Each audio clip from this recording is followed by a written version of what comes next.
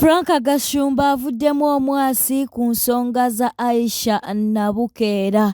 Ene Newspark channel wawale kuwanti nate ojja kumida komanji genkuletedde akkiriza tubeere ng'ate etugakuwa amawulire mangi agabadde gayitingana olugambo olungi olubadde luyitingana nga bagamba nti Frank Gashumba munnange teyayitibwa ku mukolo gwa Aisha Nabukeera. Kaakati nno Frank Gashumba avuddemu omwasi avuddemu n'abeera ng'ate ayanukula avuddeyo n'abaako byannyonnyola agambye nti no Aisha Nabukeera si yalina okumuyita wabula ye taata w'omwana yalina okutegeka. Katubeere nga tukuwa akatambi kano. Sibyeko nagamba sijja kyogerako ekintu ekyo ky'omwana afuuna omugana gwayoola nga yeetaaga obuyambi tebakuyita ku mbaga mbu kwanjula Nabukeera.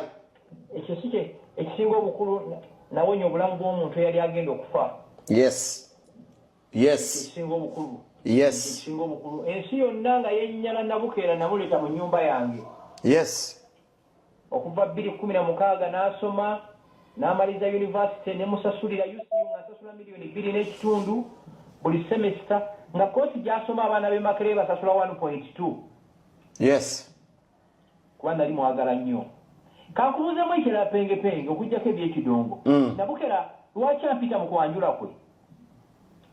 Ng'omu okutegeka. Mpazi gw'olina okutegeka wamma. Igwe olina otuleka. Nze muzadde. Gwe mukuza ye. Nze muzadde yensobi gye mukola pengepenge kirayinza okumpita mu kwanjula kwe. Agwe olina okutegeka mma abazadde bategeka okwanjula. Obadde ngiraba ku social media Gashumba tebamuyita Nabukeera ampite then I cease to be her guardian. Mbasi kyali muzadde we. Oba mugenyi. Mba mugenyi. Yeah. Mu kalita ya Buganda wano Nabukeera bw'afuna mukwano gwe abuulira anti we. Yeah. Oba abuulira mukwano gwange omukyala. Mukwano gwange omukyala yaleeta amawulire ago nti owaayi muwala waffe nayinayo mukwano gwe.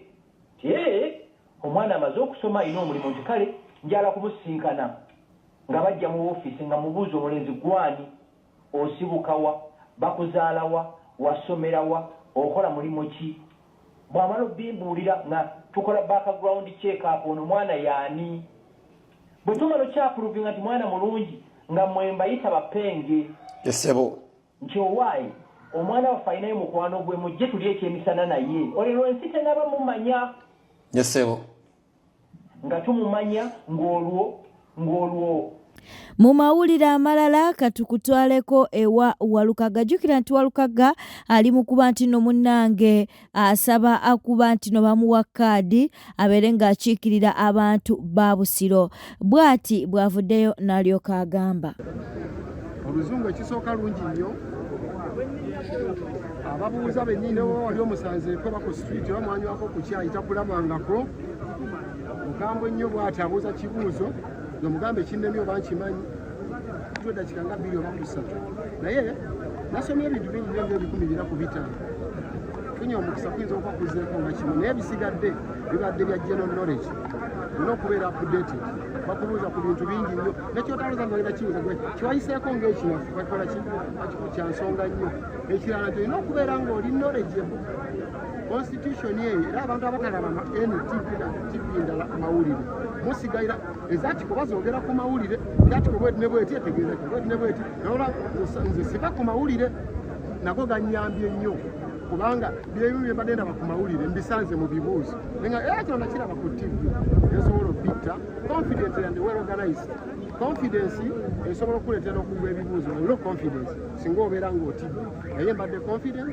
mbadde well organized nesobola okubitta era I'm sure I must have paid 40%. Kubanga 40% okusinziira according to the way based on the way I've answered questions I must have achieved 40%. Because kaba nansarako busasi naye mpulira that confidence munze. Honorable Nkanga ziri eri ku ground eriyeta. Eyo ground yabimba n'okubimba. Ground yange nga bw'omanyi yabimba n'okubimba kubanga koze ebintu bingi nga nkyali meya wa Kinga Town Council. Ate byenkola nga tebikomawo bitambula n'abe Busia ne babiraba. So kati baneighbor kumpi nnyo bawono mu myuka wa Mende wa Town Council babadde babiraba. Zimbi administration block etabadde.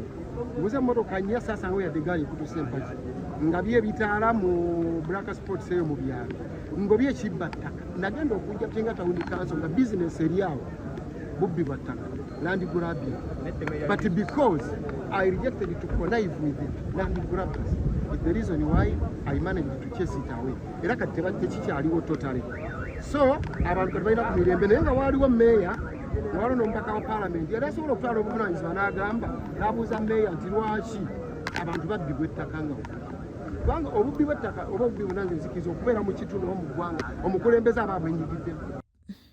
Omukyalo oyo gw'oli mu kulaba mu katambi abali mu kuba nti nno munnange ate beeyogerera ebisongovu ye ne maama we nno amuzaalira ddala. Omukyalo ono munnange enkuba kyeyo yavuddeyo n'atabukira maama we nti munnange yalya ssente ze katubeere ng'ate tubikuwa. Emboozi eno nno eri ku mukutu gwa SB4. Maama wange aliko ekitambo mulogo be bano bamama batayagaliza mbu nina passport nyingi munze ndi malaya nti nze netu ye yansiga obwa malaya ako mwalabye kamera nga yankuba yagambye oli mulalu sibangako mulalu bakoze empapula nga bagamba nti ndi mulalu ne bagenda buli muntu yenna bamugirayo olupapula nga bamugamba nti ndi mulalu nze siri mulalu abebutabika tebammanyi era akulira prison yebutabika oba yali andabyeko mu wodi zaabwe ayogere abantu berimbika mu kintu ekitali kituufu ne bawayiriza nti nagenda wano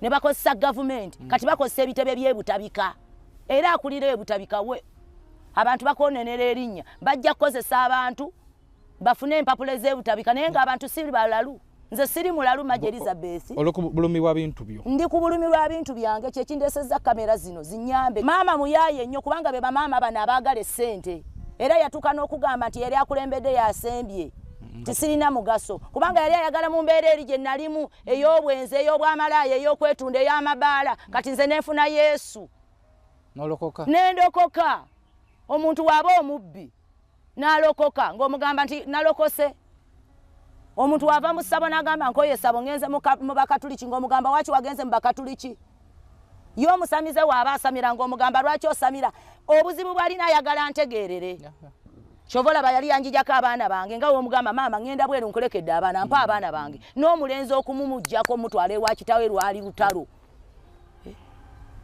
omukazi nakira yanfuukidde akayinja mu ngatto buli mwezi mutabanyi wange wa myaka 14 musasudde emitwalo 15 10 buli mwezi for all those years emyaka ameka ezo nazimusasula nga ndi munzadde neze muwadde zokata siima ekyalo bunga kawuku kyonna kimmanyi majo ndabiridde family lwakuba teboogera mazima n'oyo muganda wange omusikanze yamutwala mu America Ronald Kyakonyi ne muteka miliyoni zange 25 teyampa wadde n'ekikumi nze gwe bayita malaya naye nayisobola okuliisa maama wange okuva ku sukali okuva ku sabuni okuva ku munyo naye tasiima omukazi oyo ansiimye kuntwala ku polisi namutwala ku polisi ne mugamba mpa ebyapa n'agaana n'abyegaana nze siri mulalu sisobola genda ne ngamba neiba nti olina ekyange nga tokirina genda ku polisi twagenda ku polisi ne balugundi ya polisi njirina yekabalagala nebiggwa bitya yawaayo enguzi ne bamuteera ku bondi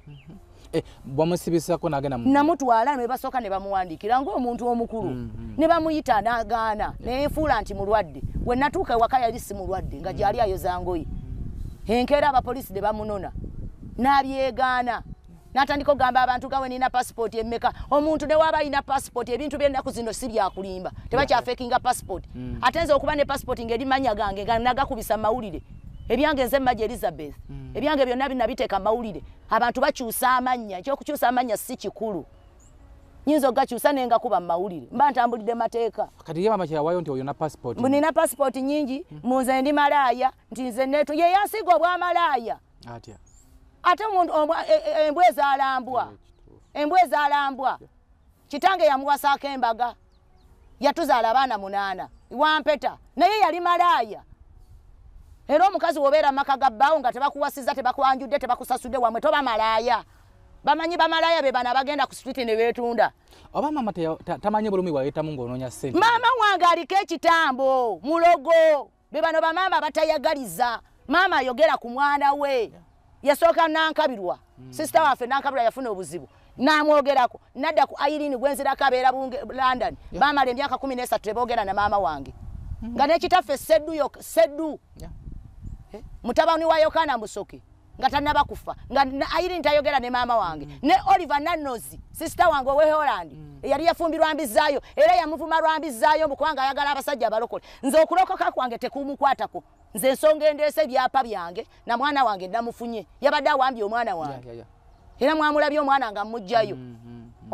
teeka kyeri muganda oli wakuwaka komoko nga omugamba sikakuwa yabadde wansonga kirwa kitakuwa mwana nga bafeekinze ebipapula nti ndi mulalu bandange mundabako obulalu maama yategerako olugendo lwayitamu ng'okola ebintu ebyo abimanyi talina kyatamanyi oli mubbi be bano bimamba ebifereriya ebyagala ssente no kyekyentegeeza nsobola okubeera wano nga nenvuga ekigaali nensiimula nenkola nti kwegamba nentobera ssente kimanyi talina kyatakimanyi talina ye Mukunja munnange avuddeyo ebweru katubeere ng'ate tukuwa ku byayogedde bw'abadde atuuse mu ggwanga lyattu Uganda. Let's use Uganda. Any television whose presenter doesn't know English should not do this interview. So to get somewhere to sit, get me interviewers who can do English because I can no longer listen hear the languages that you're saying. Okay. Yeah. So we drive Uganda.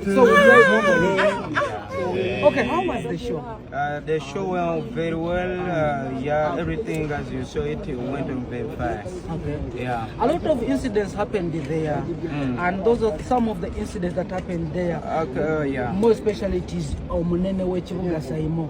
Saimo took the money the way you saw, just got it from stage. I trusted him like any other Ugandan, like a person whom I knew is rich, the person whom I know is working on a big television from Uganda.